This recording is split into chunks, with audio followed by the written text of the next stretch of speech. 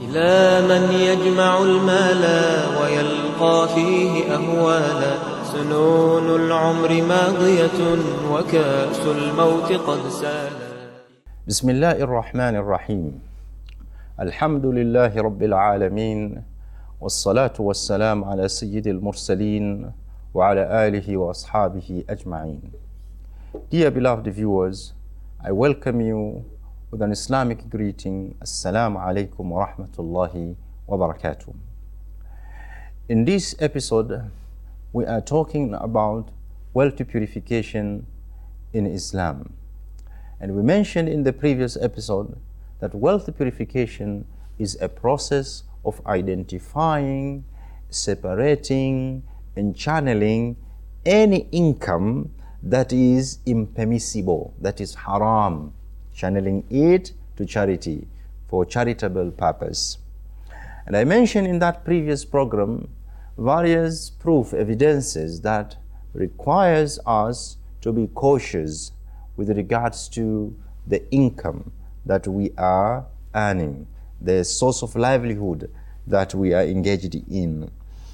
I also mentioned several examples of activities that can bring in unlawful income.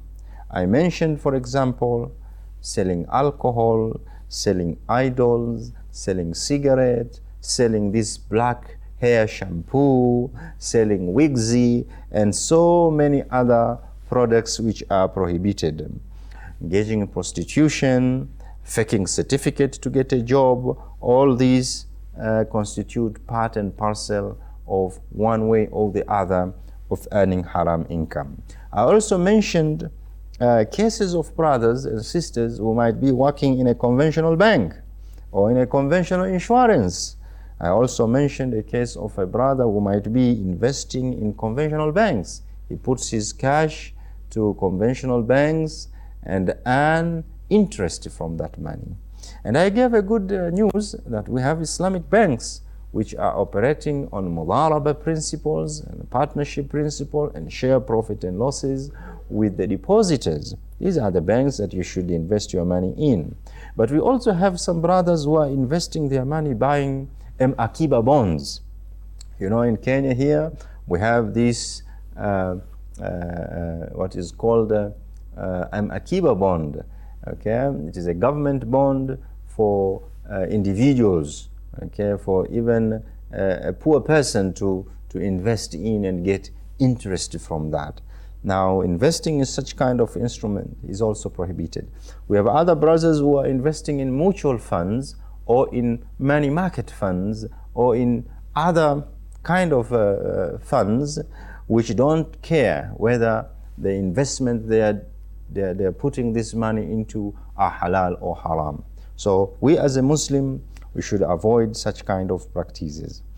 Continuing from there, I'll give more examples because I really want us to understand the nature of these haram activities so that we get to know what is halal and what is haram. Another example could be a brother or a sister graduated from famous, renowned law school, becoming a lawyer, but he is defending and earns from criminals and offenders and transgressors.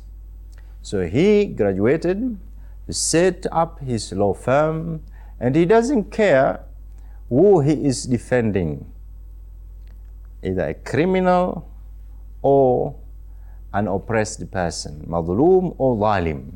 He is defending zalim and he is defending madhloom, and he earns a lot of money from this, and he's coming outside with a suit and with nice dresses, okay, as a successful person. Subhanallah. If you are kind of that kind of a person who is defending even criminals, thugs, thieves, okay, robbers, wallahi al-azim, you are earning fire rather than a lawful income. So if you are a lawyer, you need to be very careful to whom you are offering your services. Another example could be a sister who is in butcher business, is setting up a butchery, a meat shop, and he's selling meat, he's selling fish and so on, but the scales, he has tricked the scales, okay, so that he manipulated the scales, or she manipulated the scales to that extent that they don't take proper measures. Al-mutaffifin, and Allah said in the Quran, wailun lil-mutaffifin, that woe, a great punishment is to those who are reducing their scales, okay, in order to cheat people, okay. But also there could be a person who is cheating the employer. He is required to work from 8 to 5. He is reporting every day at 10, and is writing on the worksheet that he has reported at 8. This is again cheating. Man ghashana falaysa minna. He who is cheating us is not among us. This is lying. Al-mu'min la yakdhib. Al-mu'min la yakdhib. A believer doesn't tell lie. Alamatul munafiq, one of the signs of a hypocrite, is إذا أحدث كذب. When he talks, he speaks lies. But not only talking, even when he is doing his action, because actions speak louder than words. Even actions sometimes could be telling lies. And this is a person who reports at 10, but he will always write at 8. He is always leaving at 3 p.m., but he always write at 5 p.m. That is the time he left the office. But all this could be lies. Now, dear beloved brother and sister, cheating is prohibited in Islam. You are paid based on the number of hours that you have agreed to deliver services in a certain company. If you don't do that, you are breaching the contract. And if you're breaching the contract, whatever you earn out of not working becomes problematic for you as a Muslim. Another example of activities that we see some brothers and sisters are engaging in these days is in modeling business. Okay, modeling business, here where you find a sister, okay, is selling his pictures. Okay, selling his pictures. He has done a lot of makeup to her face, and then he wear whatever, the headscarf properly, but the face is full of makeup. This is, we see them in various places, in Isli, in Westlands, in South Sea, and other places, South B. Okay, and find a model, a Muslim lady, okay, selling his picture to advertise certain garments, maybe to advertise clothes and things like that. Okay, and he earns money out of doing that. This is again very problematic. Leave alone those sisters who are going into modeling career, displaying their bodies in front of people. This is also problematic. It is prohibited for a Muslim to engage in such kind of activity. We also have another example of a successful transporter. But this transporter has a fleet of trucks, and he doesn't care the contracts that he enters into with his customers.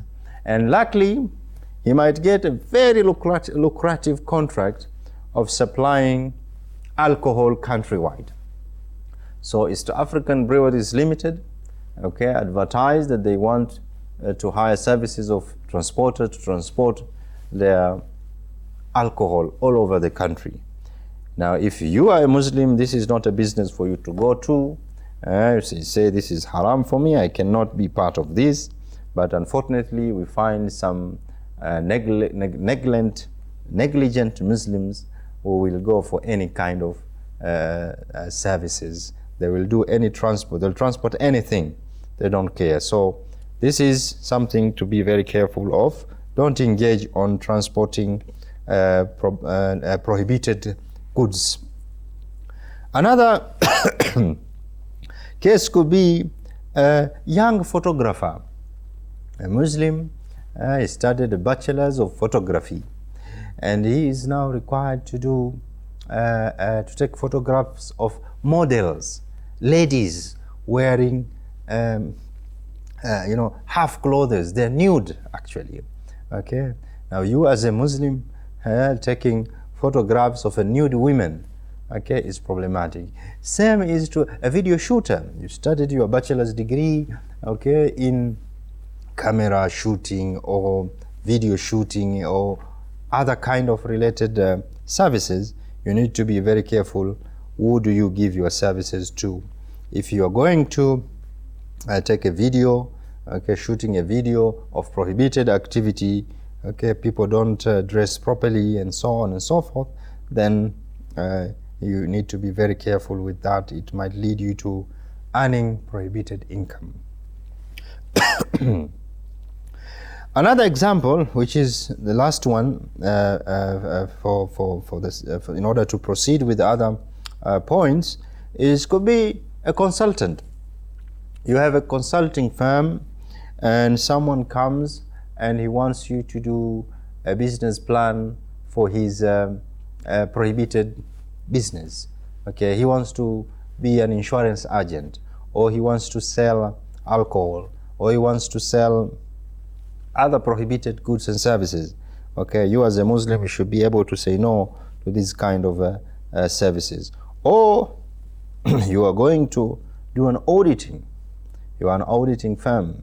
Now, going to do an auditing services to a bank, a conventional bank, or to a conventional microfinance institution, or to a conventional SACCO that deals with riba, okay, with no doubt, with no any doubt about it. Now, you as a Muslim, you should be able to avoid this kind of areas. Now, to move on into another point, what are the causes? What are the factors that lead people to engage in haram activities, economic activities? Number one is greediness. وَأُحْضِرَتِ الْأَنفُسُ الشُّحَّ. This kind of greediness sometimes leads people to commit or to engage in unlawful economic activities. Excessive desire for wealth. You need to become rich. There is this message that is always conveyed outside there of you should become rich. Okay, now out of such intense desire to become rich, you end up not separating halal and haram. The Prophet ﷺ warned us about this when he said, يَأْتِي عَلَى النَّاسِ زَمَانٌ لَا يُبَالِ امْرِئٍ مَا أَخَذَ مِنْهُ أَمْ مِنْ حَلَالٍ أَمْ مِنْ حَرَامٍ. That a time will come whereby a person will not care, will not bother to find out where his livelihood is coming from, whether it is from doing halal activities or from doing haram activities. May Allah prevent us from this kind of trial. So greediness, okay, pushes some people to do unlawful businesses or to engage into unlawful economic activities. Another factor is jealousy. Jealousy. So here you find a person who is working, say, in a certain lawful industry, okay, but the pay maybe is not that big. And then, because he wants to be rich and maybe show that he is rich, or he wants to beat the income that his sister or his brother is earning, okay, because he's jealous of his brother, is maybe working somewhere and earns a lot of money. Out of that jealousy, he ends up now finding jobs which ends up to be haram kind of jobs in order for him to earn more than what his brother or his sister is earning. So this sometimes leads to people engaging in haram activities because they wanted to surpass others when it comes to earning income. Another factor is impatience, not embracing sabr. Sabr. You want quick wealth. You want to become richer just immediately after getting out from the university, or immediately once you start working, you want to become a millionaire, or immediately once you start a business, you want to become a billionaire. This impatience leads people to also engage into various unlawful activities, doing corruption here and there in order to get tenders or to get this job or that job. So lack of sabr is also another factor that pushes people to earn in an unlawful manner. Another one is lack of taqwa, God consciousness. We forget Allah subhanahu wa ta'ala, and as a result of that, Allah put darkness into our hearts, and we end up not realizing what kind of economic activities that we are doing. And this has happened to so many of us. May Allah have bring light to our hearts. You know, somebody is doing something haram, and when you tell him, he still can't appreciate that this is a haram activity that he is doing. There's such kind of darkness in our hearts. So lack of God consciousness is also another factor that led people to engage in haram income. I will continue with the last factor after coming back from a break. Please don't go away. إلى من يجمع المال ويلقى فيه أهوالا سنون العمر ماضية وكأس الموت قد سالا